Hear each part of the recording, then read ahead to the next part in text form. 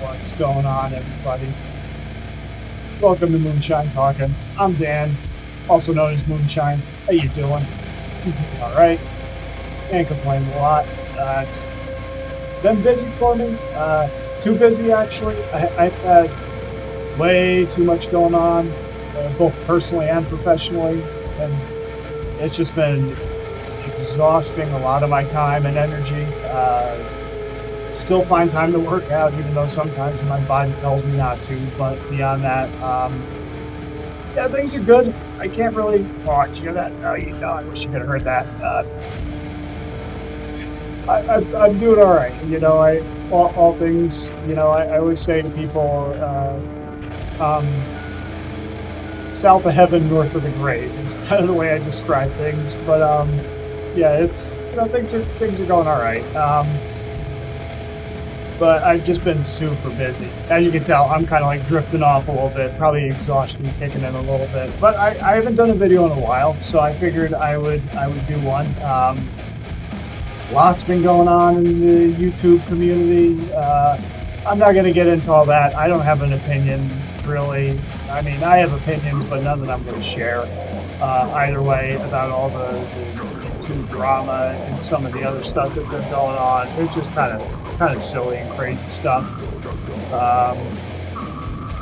But you can read, as I say a lot, and hopefully have taste because you're watching this channel. But I decided to do something different here. I decided to do a first gut reaction to an album that is very divisive.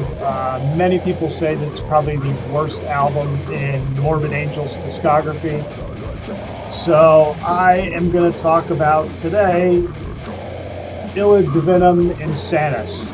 This came out in 2011 on Seasons of Mist.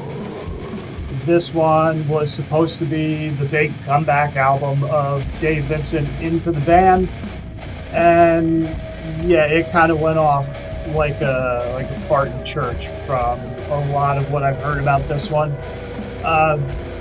First up, I guess if you can hear it in the background here, you might be asking yourself, damn, what the hell are you listening to? So what I am listening to is a band called Fallen Gnosis. This is on Vargheist Records. This is Arkham Imperium. Very good stuff if you can get into, like, Vargheist is run by Justin Vallis. He's in a myriad of different bands. A lot of them they're like a mixture of death or doom or grind, or noise and stuff like that. And he kind of like combines them all together. And some of them are really, really good. Some of them hit, some of them don't, I'll be honest. But I did enjoy this. I enjoyed this one. Picked it up last year. Did a review on it. Gave it to Anthony from Miners. A little quick shout out to our boy Anthony. Very, very cool dude. Very cool channel. I know everybody knows. If you know me, you know him. So I'm not telling you any tales out of school over here. But yeah, that's what's playing in the background. I finally figured out how to do that. So that, yay. If I can figure out how to get my stereo in here to do the same thing, then we'll really be in business. Then it's gonna be on like neck bone. But yeah, let's get into this a little bit. So, like I said, it came out in 2011 on Seasons of Mist, and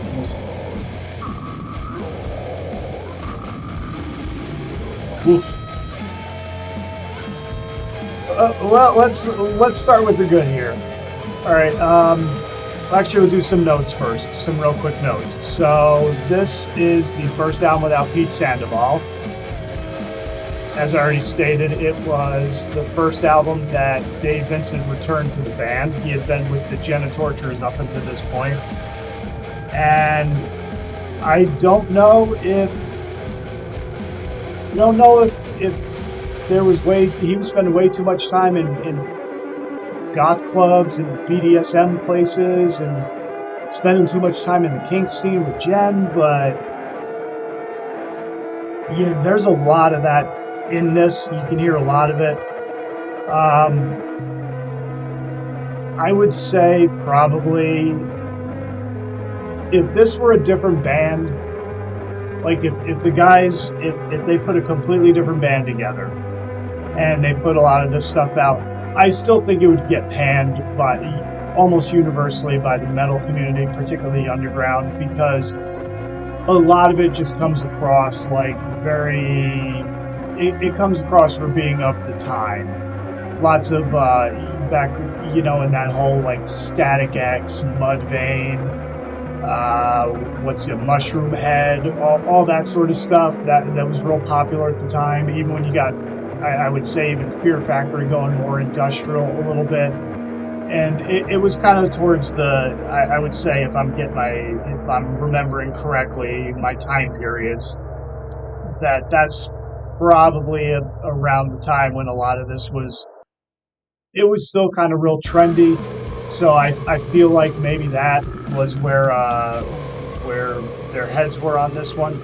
But by and large, it just sounds like it sounds like a lot of rehashed or unused Morbid Angel riffs that Trey had laying around. That they said, fuck it, let's put it on this, and we'll throw some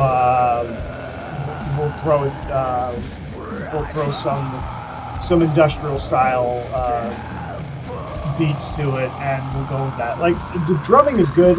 Tim Yeung does the drumming on it, and he does a good job, but I will say a lot of it sounds like it's either overproduced or almost kind of sounds like a machine. I don't know if that has something to do with the triggers, but just even I know guys are fast and the blast beats and everything like that, but it just sounded too. It sounded more like a Mortician album as far as drumming-wise than it did from somebody actually playing the drums. Now, I could be completely off base on that, and I probably am. If you watch any of my videos for any length of time, you know I'm half-informed or misinformed. A lot more than I should be, probably, to be talking or waxing intellectual about anything. But, yeah, that's just my opinion on it. It just sounded very... They were good. They were sick beats, but at the same time, it was like it just sounded real overproduced. As far as the good, there is some good on it. I would say "Blades for Val" is the best song on the entire album. That one probably comes the closest to being what I would consider like a classic Morbid Angel sound. And by classic, I'm talking about like Domination era. This is what a lot of this sounds like. It sounds like they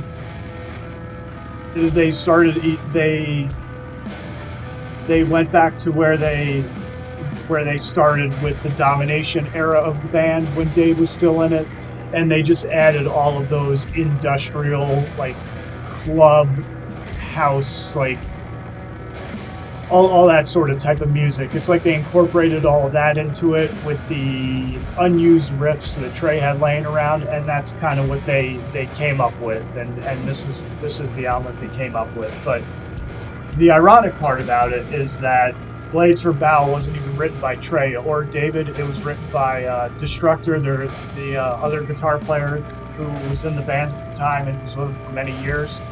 I had to look it up.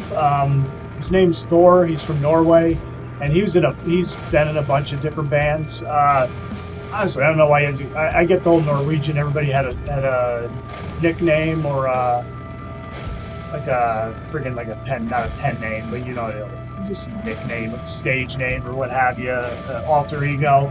But hell, man, Thor's that's a pretty badass name. I know it's probably a lot more common over there than it is over here, but I don't know. I would just go with the Thor thing because it sounds pretty badass. But nonetheless, I mean, he wrote the best song on the album. I would say after that, I Am Morbid is a good one. Nevermore is decent. It's definitely got its moments. I would even say Destructhor's versus the Earth Attack. That has its moments in time, but by and large, a lot of this it's just very, as the kids would say, it's very mid. It's not the worst thing in the world. It doesn't even come close to Altars or Blessed or Covenant. or even Domination. But like I say, a lot of this just really sounds like they just picked up where they left off with Domination and kind of went from there. This will be a bit more of a local reference for Florida people, but it almost feels like Dave and Jen spent way too much time at the castle, and it was really having a profound impact on the way that, and probably being in the Genitorturers too.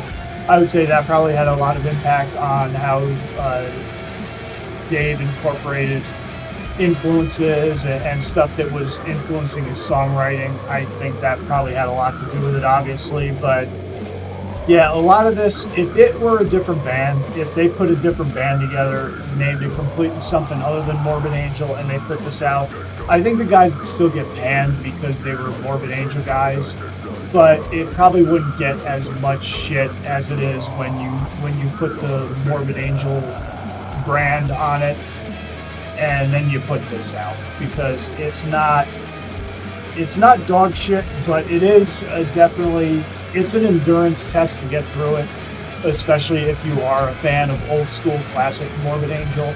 It's an endurance test would be the best way I could describe it, because it at points it was like, woo.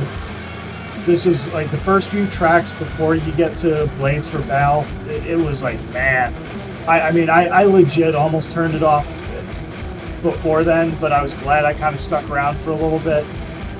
And then I'll even say with one of the last tracks on the album, Radical, that just sounds like, that sounds like they were begging for radio play, in that, trying to fall into that niche category of the bands I mentioned earlier, like the Static X's and the Mushroom Head and all that sort of stuff. It just really sounded like club music. Someone would take bits of that and they would sample it and they would put like a house mix together, and this would be the type of stuff that they'd be playing at, like I said, the Castle. If you don't know the Castle is a club in Ybor City in Florida. It's the big like fetish BDSM kink club. A lot of the goth kids go there. A lot of the goth scene, they kind of congregate there. Not a lot of the metal people, but it's more like the goth club in Tampa. So that's probably my biggest point of reference. In all the years I've been here, I've never gone there once. I work nights, so I don't have time.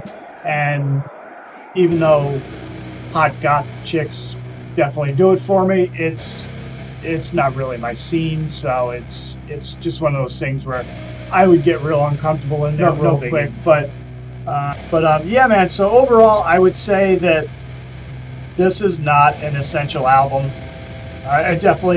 I can see why so many people pan it. Again, a couple good tracks on it, but by and large, this is really very, very mediocre stuff. I don't know if it necessarily deserves the hate that it gets, but I understand that because of the fact of, really, it just comes down to people expect a certain thing from Morbid Angel, and this is what they got, and it's kind of like, you know, you drop a hot deuce onto a plate and then you tell me it's beef stew. It's like, I'm not buying that. If it smells like a rotting rose and it looks like a rotting rose, then it's probably a rotting rose. And even though that might be a little bit strong, kind of bashing people's artistry and all that, that's what I thought of it. So that is my gut reaction to Illud Divinum Insanus by Morbid Angel. Arguably their worst album, definitely by many people considered their worst album. And you're probably, if you're asking, well, Dan, why the hell did you buy it if you knew that it was so many people hated it and you figured you were probably going to hate it? I didn't buy this. This came free. I bought the Hooded Menace album from Seasons of Mist, and they had a deal going on where if you bought X amount, you would get a free gift with it. So I said, all right, I had a couple things I wanted to buy from them anyhow, so I did that. They gave me a choice of this one and a couple others. I can't remember what the other ones were, but I said, you know what, I'll just... Honestly, for the purposes of making a video about it, I thought it'd be cool, so I took it, listened to it, and I said, you know what, I'll give people my thoughts on it, and we'll see if anybody even gives a damn about it. But yeah, so that's that. So that's my gut reaction to this widely disregarded album in the Morbid Angel discography. All right, then, everybody, that's what I got for you. It is getting about Gym 30 for me. My body's going, no, Dan, no, you told us we were going to take the day off. Well, shut up, stupid, I'm not. I didn't get a good workout in yesterday. I didn't have enough time to do what I wanted to, so we're going to do a little bit today. So yeah, everybody, that's what I got for you. Have a good one. Take it easy. As always, stay safe, stay heavy, stay brutal. Always tuck your chin upon impact. Don't forget to breathe. This is Dan from Moonshine talking, saying take it easy. Later.